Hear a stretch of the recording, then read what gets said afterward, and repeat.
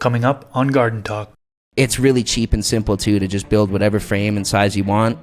Get your extractor, choose your lights, and then boom. I use what's available, and one of the first things available when I first started growing again in Colombia was 5-gallon paint buckets, but not used with paint. So there's no toxicities or anything. You just go buy a paint bucket. It's like $3 or something. And I was like, oh, it's so much better than going to the gardening store. They're like $10 or something here. If you're all still a little bit early in that flower and you're seeing a lot of stretch on the main stretchers, if you need to, do a little bit of LST, just a little bit to slow her down. And if you have to, take those 2 top 4 whatever suckers, just slow them down just a little bit with a little bit of low stress training. This is a way to be able to have your own medicine, produce it for yourself on a consistent basis in an organic way where you actually know what is inside your medicine and you get to choose it.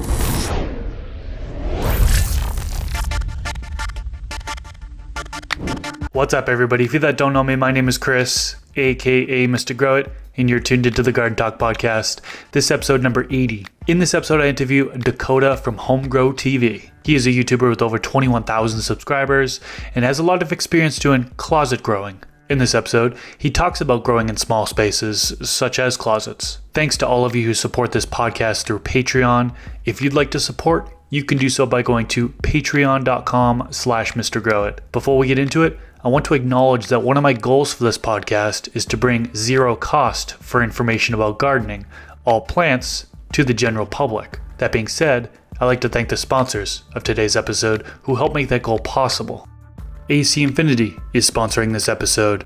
The Grow Tent kits are incredible. You get their Ion Board LED grow light, their Grow Tent, which is currently the thickest on the market, their ventilation system, clip-on fan, and the Controller 69 to control it all. You also get their fabric pots, a trellis net, plant ties, and trimmers. Definitely a good price for all that you get in the kit. I'll have a link in the description section below so you can learn more about these Grow Tent kits, and you can use discount code MrGrowIt if you're buying off their website, acinfinity.com. That discount code actually works for all AC Infinity items, or discount code MrGrowIt15 if you're buying off Amazon. And we are back. Welcome to the Garden Talk podcast. Today I am joined with Dakota from Homegrow TV. How you doing today? Dude, fantastic. What an honor to be on the show. Mr. Grow It, my bro. Can I call you Chris now that, we get to hang out virtually like this for the first time? Of course, yeah, absolutely. Dude, no, thanks again, bro, for having me on. Yeah, I'm excited for you to be on here. And, the topic we're going to talk about today is something that excites me because it hasn't really been talked about on my podcast yet, which is closet growing. But really, we're going to be talking about growing in small spaces as well, right? So it's not just closet growing, but some people don't have a closet. They're just growing in a small space. We'll get all into that because there's really some things that you can do differently than you would do in a larger grow space. So kind of narrowing it down specifically to those small grow spaces, closet growing, I think is going to be valuable to the audience. But first, can you do an introduction? Tell us a little bit about yourself and how you got into gardening. Yes, definitely. So my name is Dakota, originally I'm from Edmonton, Alberta in Canada. Right now I'm living here in near Medellin, Colombia, and that's a long story, we'll get there. But no, originally Canadian at heart, absolutely, love it. I think a lot of people notice I'm Canadian when they start hearing me talking. My boats still come out quite a bit. And my journey into growing and finding this medicinal plant is actually quite interesting. And it's really cool to be able to come on here today and be able to share it because, the format that I get to share on YouTube and stuff, we don't really go into my backstory so often, and getting to do a few interviews myself, it's not getting into the backstory of Homegrow TV and how we got here today. So it's really cool to be able to dive into that. And what makes it so different is the fact of the age I got into it at and how I ended up finding it.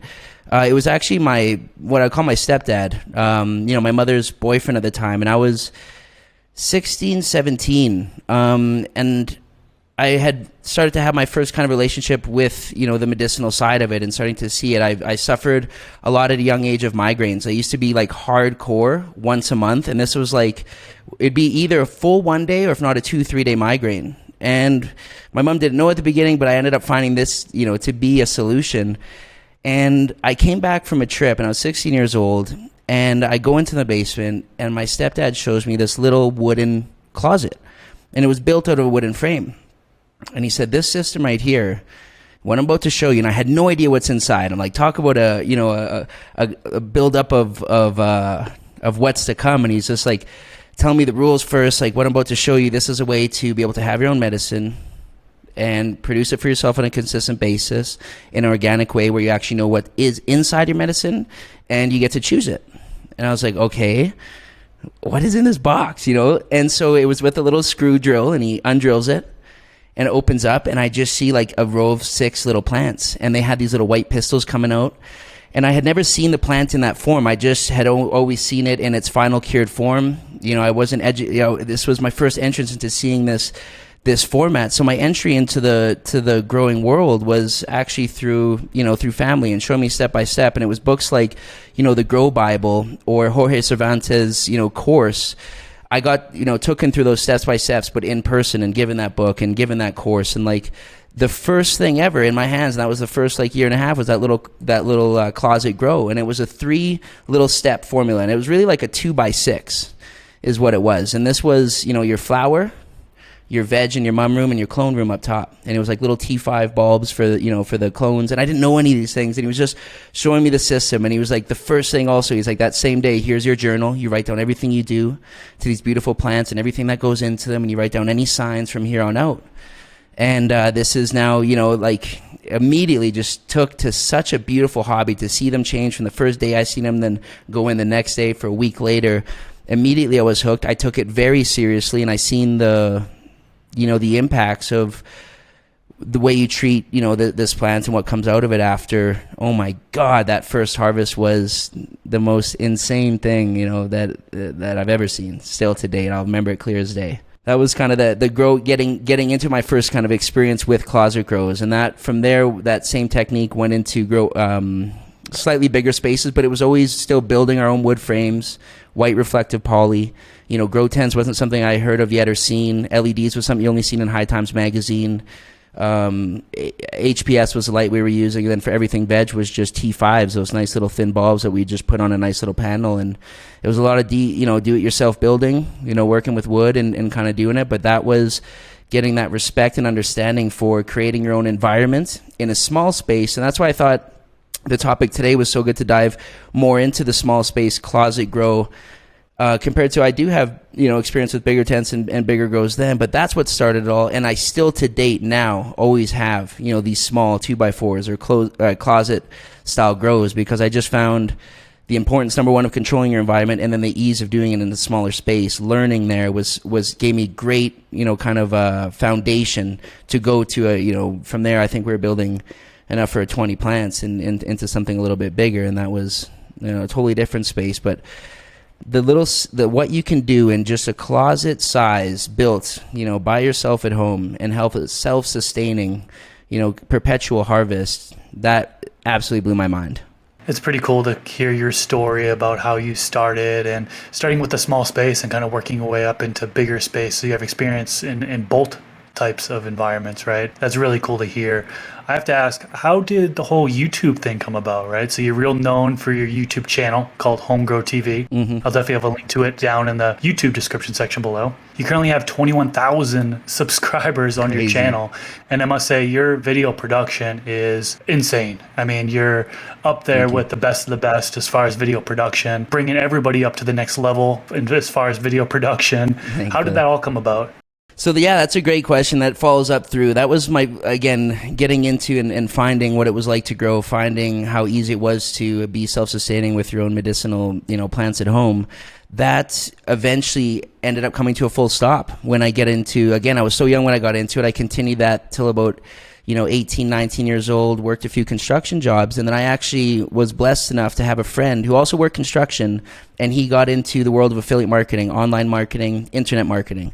And this was back in like 2011 and 12 when I decided at 19 years old, I'm going to get into affiliate marketing. And I'm not sure if you're familiar with authors like Tim Ferriss, The 4-Hour Work Week, and these different people in the self-development world. That was one of the first books I read, was The 4-Hour Work Week. And I learned about geo arbitrage, where you're getting paid in US dollars, Canadian dollars, and then spending that in somewhere else. So at 19 years old, I went to Thailand, and I was barely making any money online, but it was gonna be more than it was worth in Canada.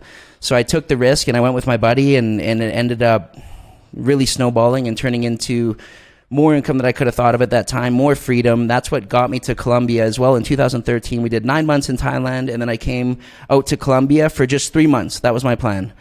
And that was 2013. Now we are in 2022. I'm still here, absolutely loving it, traveling out of here often, but this is my home base here in Colombia.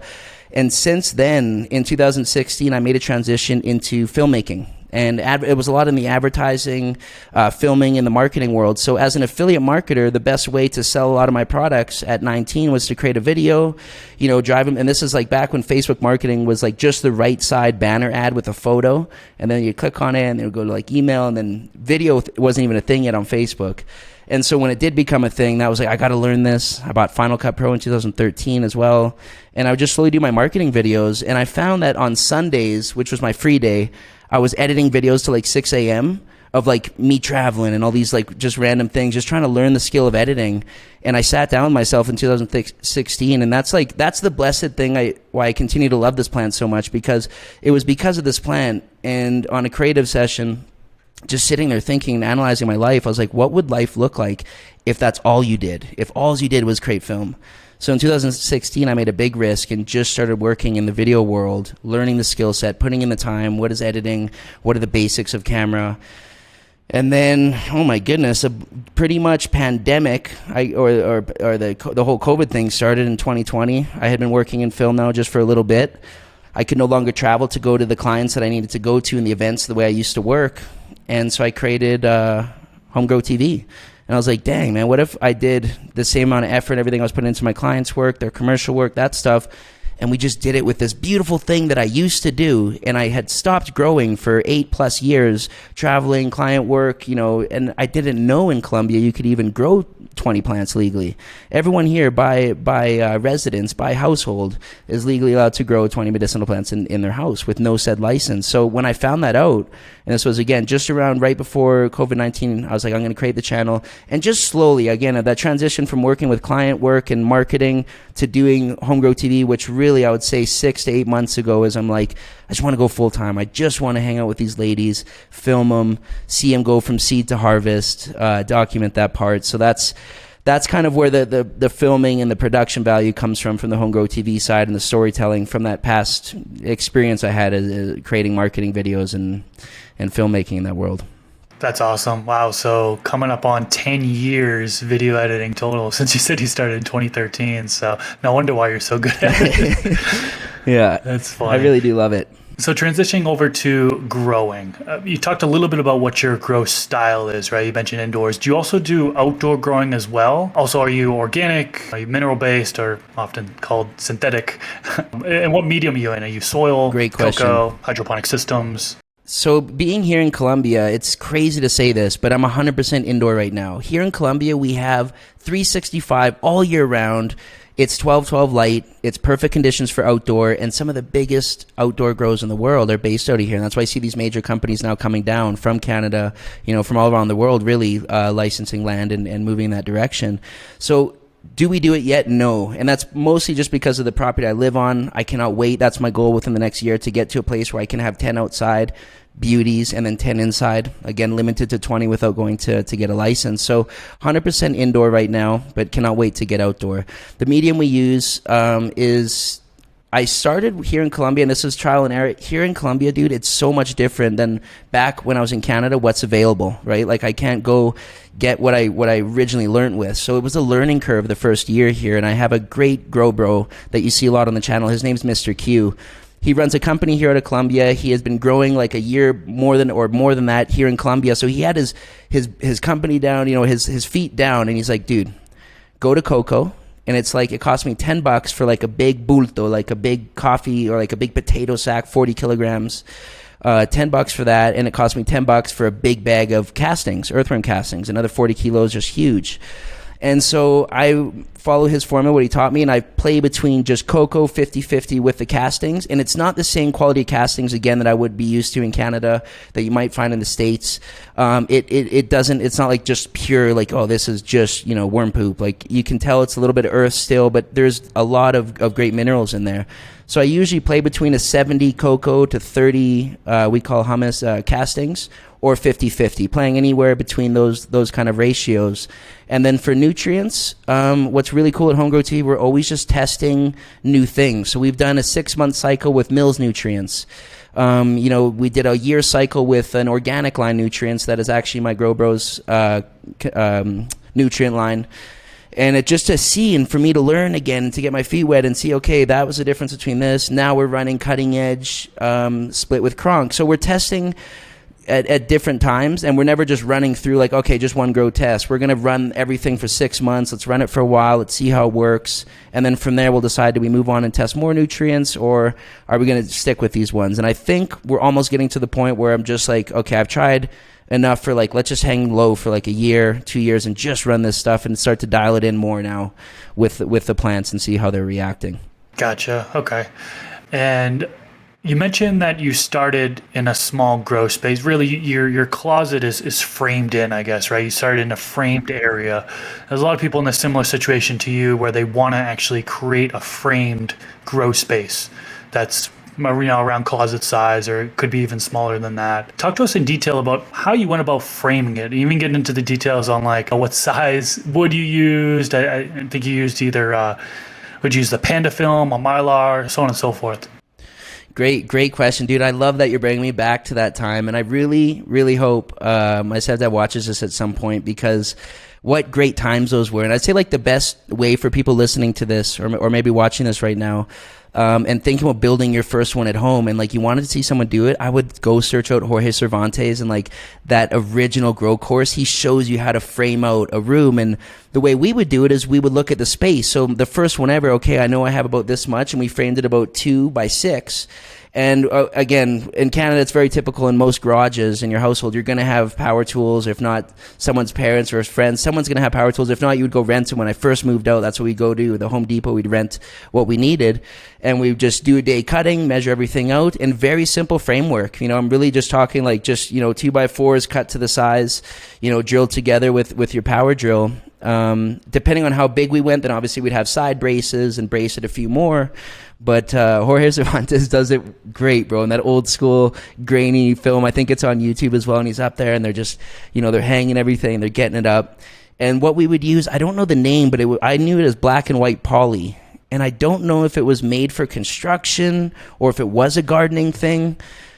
But I'm pretty sure I would get it at the gardening store back then, and that wasn't something I would get at Home Depot. I can't remember specifically, but it was black on one side, white on the other. And then what I liked about, and I still like about the idea of building your own size grow room, you can tailor it to your own size, And so when I first did my grow on my own outside, without my stepdad taking me step by step, we went a bit bigger, and we just custom built it to whatever our basement was, knowing, okay, we just spaced out, okay, 2 plants. We had a track and a 600 watt HPS going back and forth at the times. We're like, okay, we'll put maybe 2 or 3 20 in here. Okay, perfect. And then so we just, framed it out custom with that. And then the poly with a little stapler, stapling it up, you seal it, you cut your hole where your ventilation is going to be. It's exactly what the tents are today. And that's why it's crazy too, to see how easy the kits are. You got the holes in the bottom, and you choose where you want to open up the flaps. We were doing the same thing before I even knew that existed. And I'm just like,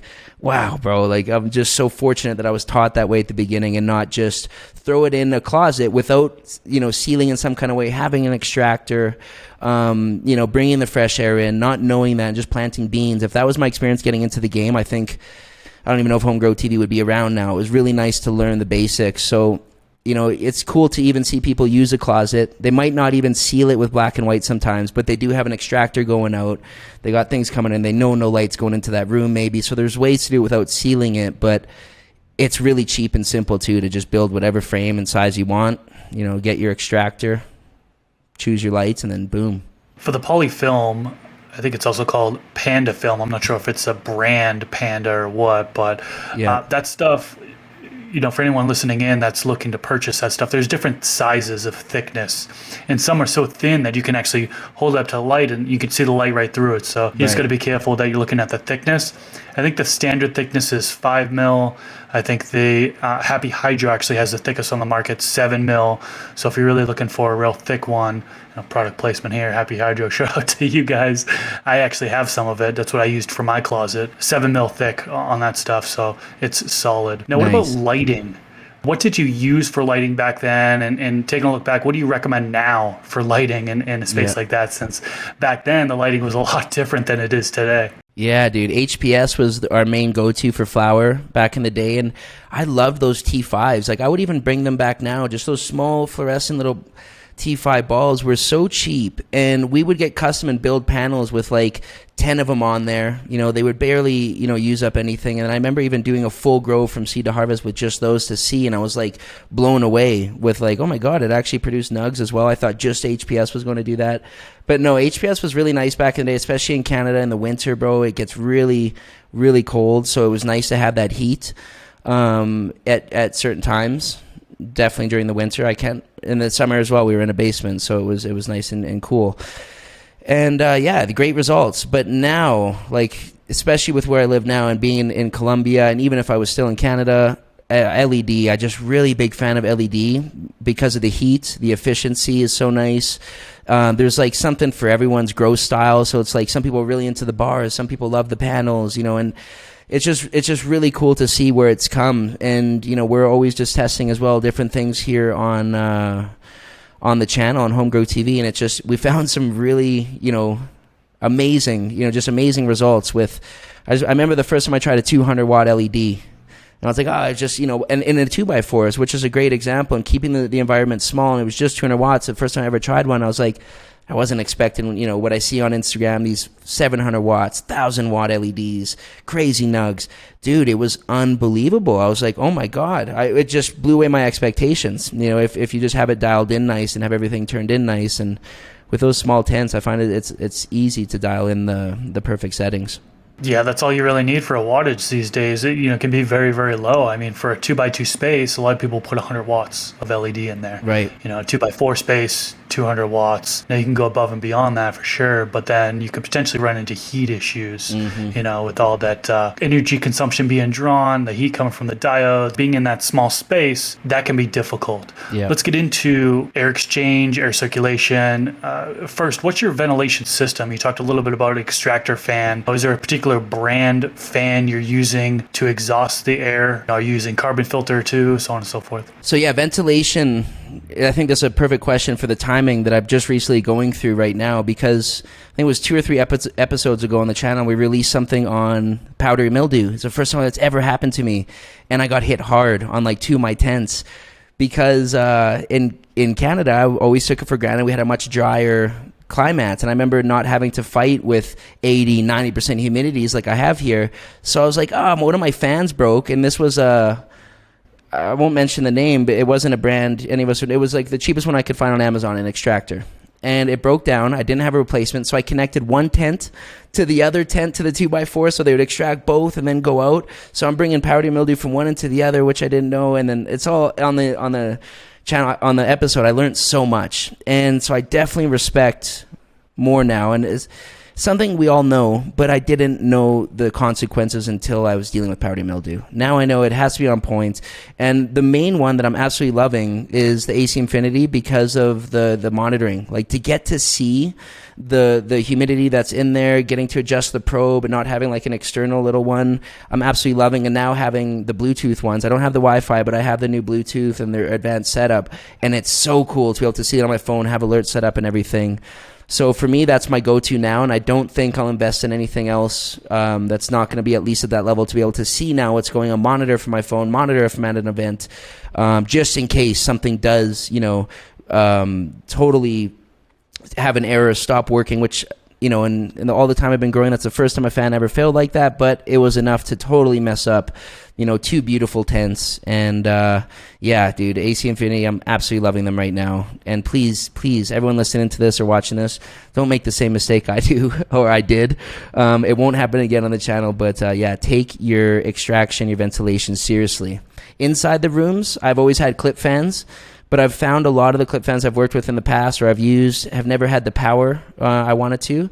But I'm finding the new AC Infinity ones, which I also have, they have the oscillating ones, which I'm absolutely loving, and the other ones, also getting to set the power and control the power from my phone and everything. It's just giving me a whole new realm of control and like kind of freedom. So I'm excited to see how that reflects the grows. I'm doing my first tests and harvest with those setups right now.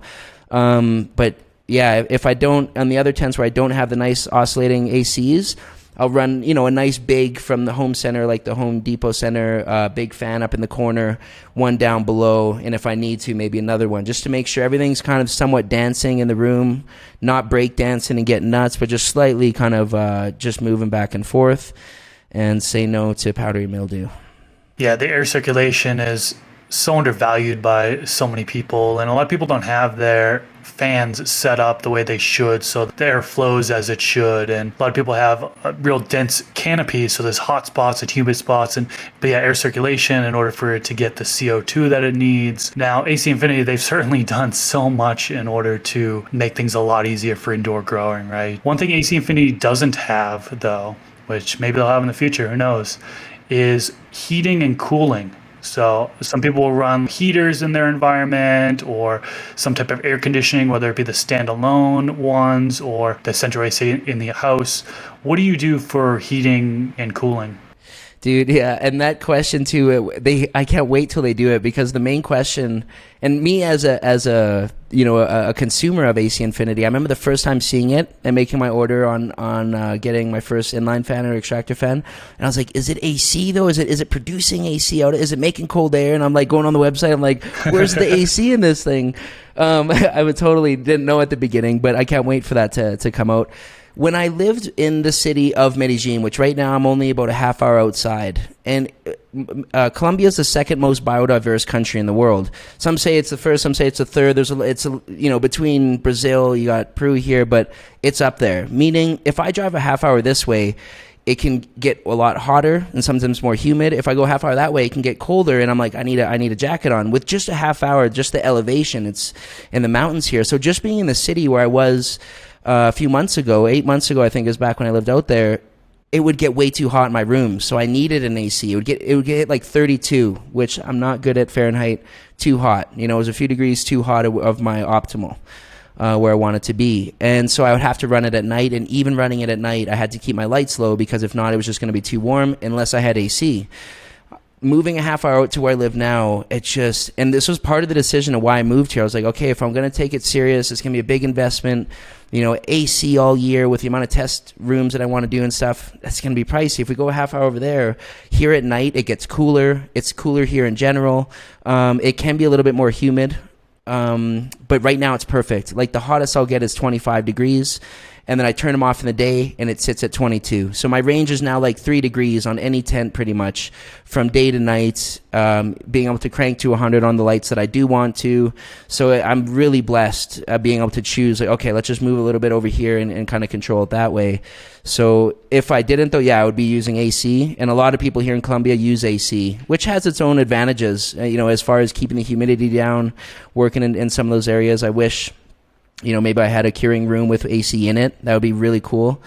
Goals, maybe one day we'll get there. Just my curing room has AC. That would be amazing. But no, for now, keeping the energy bill as low as possible. No heaters, no AC. One thing I just want to add to that would be for air conditioning.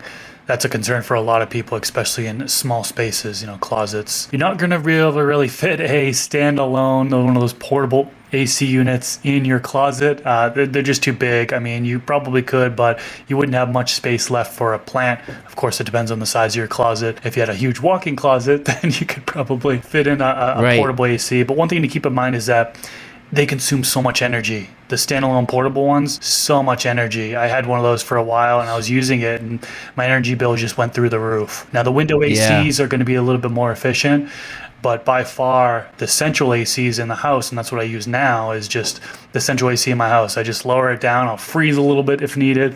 But as long as my plants are happy, that is most forgiving on the energy bill for sure. So I just figured I'd add that in. And then for heating, one thing I just want to speak about is a lot of people use those portable heaters.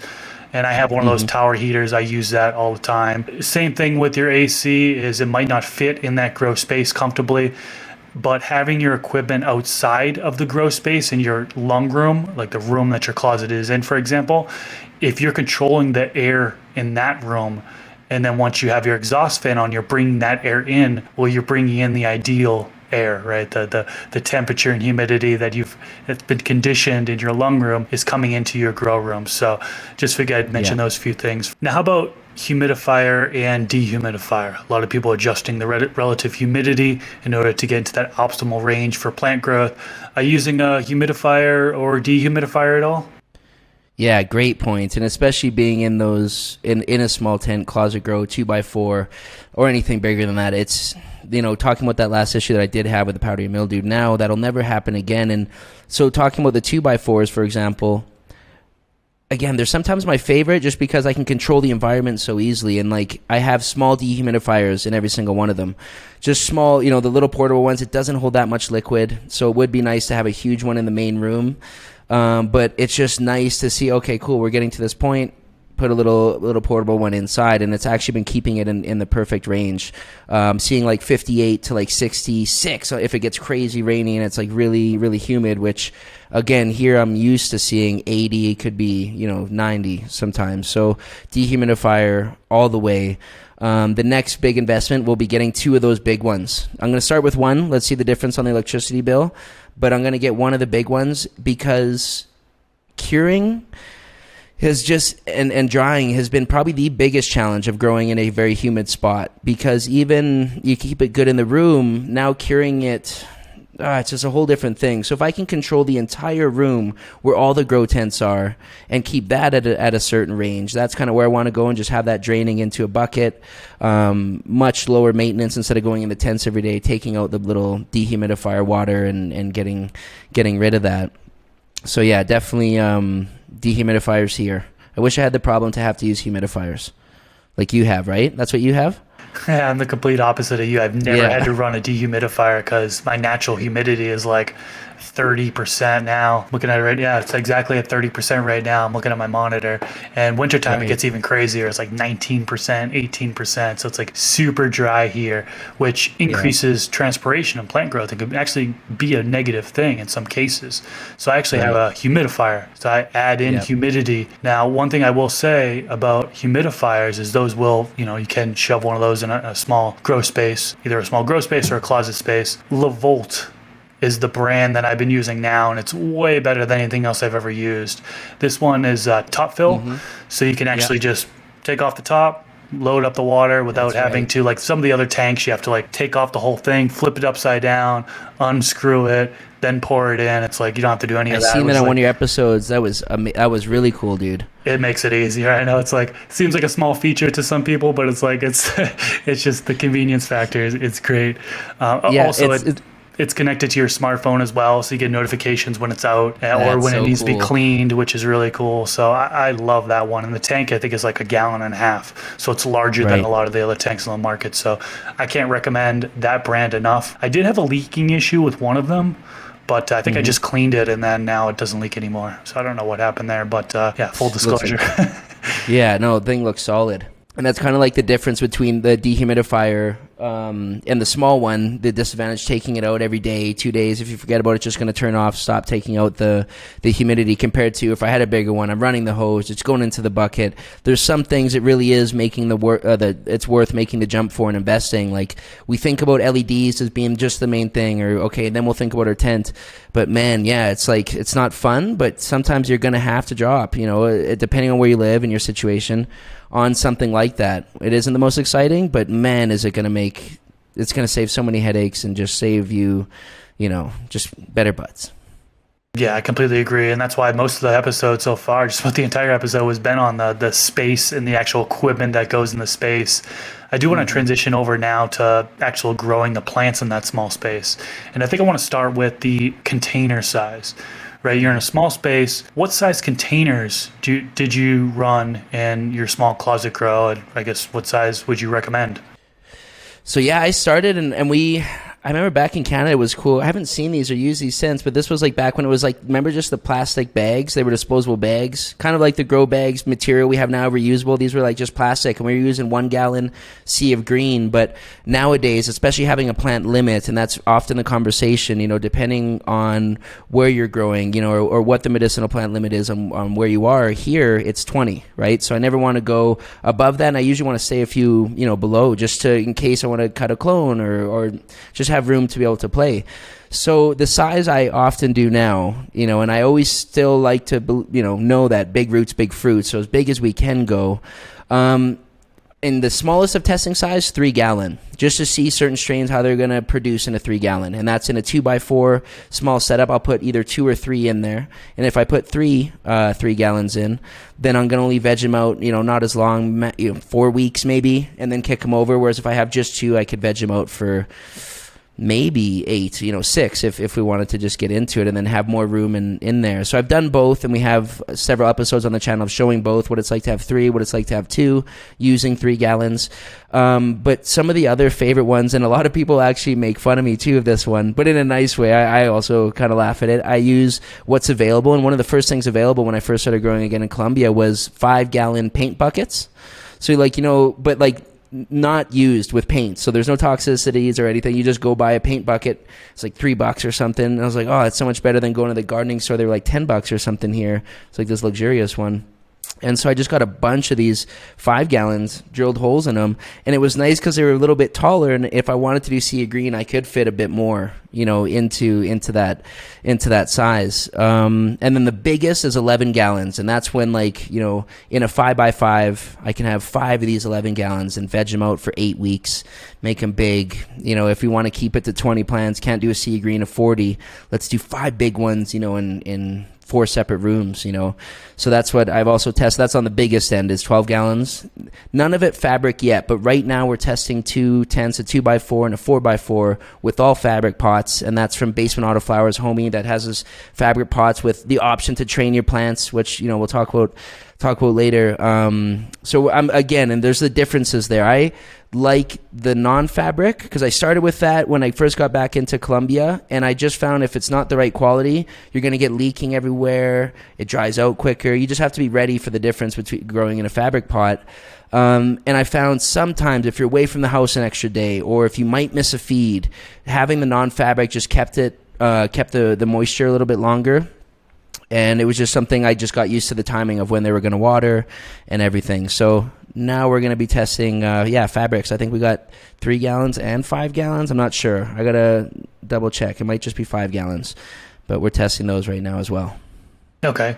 Yeah, there are so many pros and cons to running smaller containers versus larger containers. I mean, if you're running 1 gallon containers in your small grow tent or grow space or closet, then you have a whole bunch of plants to water. If the plant is big, it might dry out the medium faster, so you have to water more often. Versus if you're running a larger container, say 3 gallons or 5 gallons, maybe you have to water less frequently. You know what I mean? So that's just one of many pros and cons to it. We could sit here for the next 30 minutes and talk about container size, but I don't really want to do that. But you did mention training, and I want to get deeper into that. Next, plant training, staying in a small space, staying in a closet. Some people need to train their plants to keep them small so they'll stay within that space. What do you typically do for plants training when you're in a small space or closet? Yeah, I think you nailed it. It totally depends again on the space, and talking about our small spaces first, so 2x4, to make the most out of our 2x4.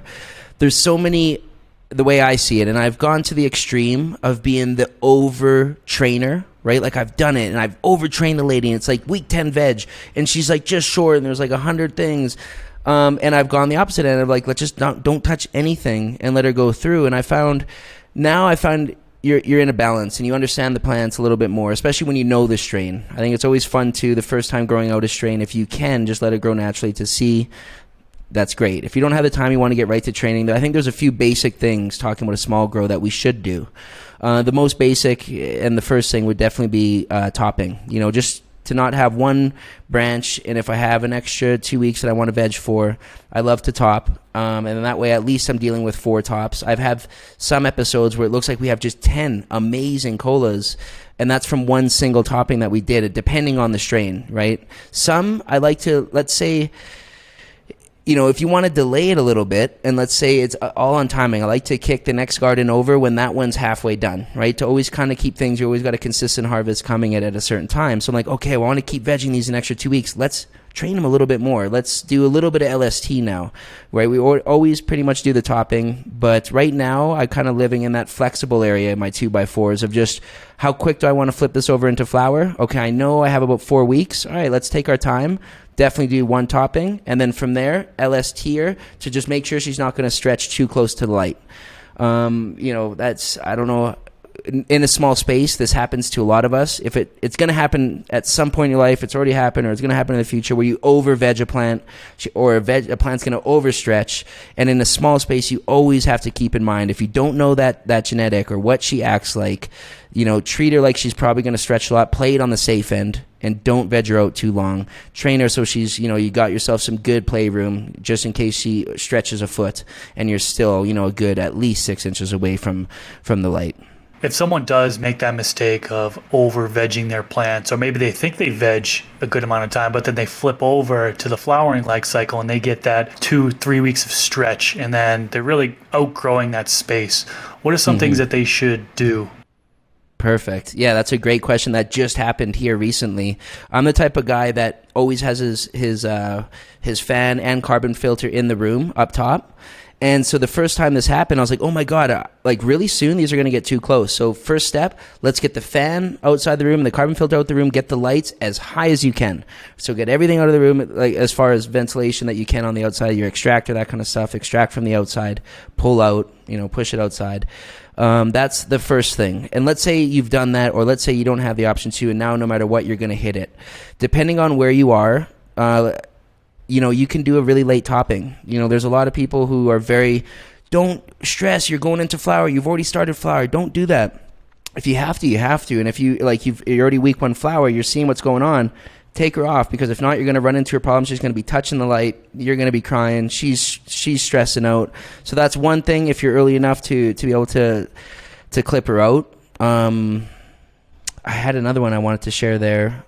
I've had to take plants out in foliage. She was just going to get too big. She was already too late into flower to start taking buds off. So I had to start over again, on that strain. And that was really unfortunate. So yeah, I would say take out your ventilation, what you can, raise the heights as much as you can. And then and that was the last thing. Sorry. So again, if you're all still a little bit early in that flower and you're seeing a lot of stretch on the main stretchers, if you need to, do a little bit of LST, just a little bit to slow her down. Like if she's going to, you see her going right up, and if you have to, take those 2 top 4, whatever suckers, just, slow them down just a little bit with a little bit of low stress training. And then that hopefully should even out. The rest of them will start to come up, and you'll have more of an even kind of canopy. I go as far as even super cropping. When I get those branches that just come up and just actually, it's a form of high stress strain technically, is have that thing flop over and then the other branches will kind of catch up. That's a good call out. But yeah, I've had a handful of people over the years that have sent me pictures and like, I'm running out of space, and they just have that one branch coming up and it's like super close to the light. And I tell them, I'm like, you may want to sacrifice that branch, and they don't even think about it. You definitely can. You already mentioned this. You definitely can top that, remove that branch, and that's actually going to help the other branches that are lower, right? Because if you have this one branch coming up and it's too close to the light, you could stretch out to the plant so much, and I've done this before, to where it starts throwing out nanners. It's too much light stress. It starts throwing out nanners. So cutting that branch off, well, then maybe the rest of the branches are going to now grow just fine because you've sacrificed that one branch. So a lot of people don't think of that. You bring up a great point. Yeah, and a lot of the photos we take on Homegrow TV or for our Instagram, sometimes we take it at a point in the plant's life where she's not ready for harvest, but she looks the best for photo. So we'll cut her, and then we'll take the pictures, and then we leave the plant maybe to flower at max on one strain. We push her another 2 weeks. And interestingly enough, now that you say that, now I remember going back and we looked at it after, and it's like we never took anything off. We're like, oh my God, look, everything is beautiful. Even though a week ago, we took off, our beautiful, our catalog one. The rest now are like, have all matured. So yeah, I think, you don't have to be worried if you got to take off a big one now that you bring that up. I've done it for photography, and yeah, she will still mature nice. Yeah, absolutely. How about watering? Is there anything that you do in particular when you're watering your plants, specific to closet growing? Specific to closet growing, not so much. If I had to relate it to, I do keep my reservoirs obviously a little bit smaller. And let's talk reservoirs, I think, per tent, because as a home grower, whether you have a small closet grow, whether you have a 4x4, 5x5, a 10x5, whatever it is, everyone's going to have a different way of feeding it. So what we do at Home Grow TV with our water, at least, is we do a reservoir, we dechlorinate 24 hours before at least. And a small closet grow, depending on the plants, I don't want to leave my water out in the reservoir for too long. So I like to just monitor it. And I use those same 5-gallon buckets, leave it out for 24 hours before. Usually 10% of what the pot is what I'm giving it, for water. And I'm moving now almost a daily, where I'm almost testing this with a few small gardens and just watering them kind of daily, smaller amounts. So no big difference, but what I will say, and something exciting coming up, I don't know if it's going to be great or if it's going to be just totally not relevant to plants, but there's an alkaline, or it doesn't have to be alkaline, but there's a water filter that I used to use just as a person, not for growing, and this is basically allows me to control the pH that comes out of the machine, all the way from, I can choose 11 to pH 2.5. So I think there's going to be some exciting stuff in the future for Home Grow TV and experimenting stuff with water. Everything from extracts to watering our plants and seeing the difference is really something going on, cloning, stuff like that. But no, as of right now, I'm very typical. Take out your water, 24 hours, dechlorinate, small little reservoir, and do that probably about twice a week. All right, pretty straightforward stuff there. So we are coming up towards the end of the episode, and one of the questions I like to ask on most episodes is getting a device for beginners. So what advice do you have for those that are new to closet growing? So great question. I think advice for new growers getting into small closet grows, maybe just small tent grows, 2x4, 2x2, whatever that may be. I would say definitely keep it simple. Don't overcomplicate it, and get started taking it one step at a time. Meaning, if you don't have everything in your budget right now to get the dehumidifier we may have talked about today, to get the humidifier that you may need, maybe you need to start off with not your most ideal light that you want to choose.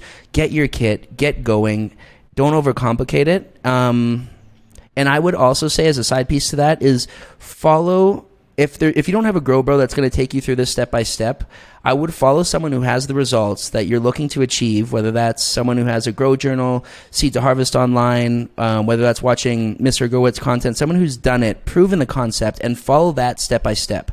Don't lose yourself in the information of what nutrients, what genetics, what light. Get going, have fun with it. And then, because after your first 2 grows, then you can start making decisions, your own choices, and kind of play it from there. But yeah, I would just say keep it simple and start having fun growing in a small, nice little closet grow. Definitely keep it simple. I mean, I know people who grow in a closet, they just have a light in there, and that's it. They don't even have any ventilation. They don't even have air circulation. They just keep the closet door open, and they have a fan blowing towards the closet door, and the plants still grow. Exactly. So you can certainly get away with it. You just might not get the most optimal, dense buds, that you're looking for, but you'll still get a harvest off of it. So I like your advice there when you talk about keeping it simple, because we did spend a lot of time here talking about environment and the equipment in order to automate the environment, because it's very important, but you can certainly get away with not having a lot of those things. Exactly. So wrapping things up, how can the listeners find you, and what do you have upcoming in the future? Awesome, dude. Well, you can find us on Home Grow TV on YouTube, just Home Grow TV. Also on Instagram, same thing, Home Grow TV. And I think the future is where it gets really exciting, because right now we're known for a lot of Seed to Harvest videos. We do lives. Me and you are going live right after this here on Home Grow TV's channel. We do interviews, not nearly as much as you, brother. You're a master at that, and we learn so much from watching your stuff. That's, we've done a few breeders here and there, but where is Home Grow TV going is, I think, to that documentary, short film, showing Colombia, showing the breeders, kind of like that Strain Hunters, what we got to see back in 2013, I think, is when that kind of came out, that Strain Hunters area, that documentary style of the story, the growers, the people, where did our land races really come from, getting to meet these kind of families who have been doing it, from generations to generations here, and that's all they know. That's what gets me really fired up. And also those tours. So getting to see, being here in Colombia, I really feel like in 5 years, what Colombia will be known for will be totally different than what they have been known for over the last 20 years because of the movement and what's happening here with this beautiful medicinal plant. It's unbelievable, the attention it's getting. So to be here and to not be telling that story of some major, players down here, I think it would just be silly. So that's what you can look forward to in the future with Homegrow TV. Some beautiful short stories, some amazing tours of some beautiful facilities, and some families that have been living it for generation to generation. That's really exciting. I'm definitely looking forward to seeing what you put out on your channel in the future. And I'll definitely have a link to your channel down in the YouTube description section below. If you are on YouTube, click that link and go to his channel. Give him a subscription. If you're on one of the podcast platforms, just search for him. You'll find him, Homegrow TV on YouTube, and he'll pop right up there for you. Beautiful, brother. If you enjoyed this episode, click that thumbs up button.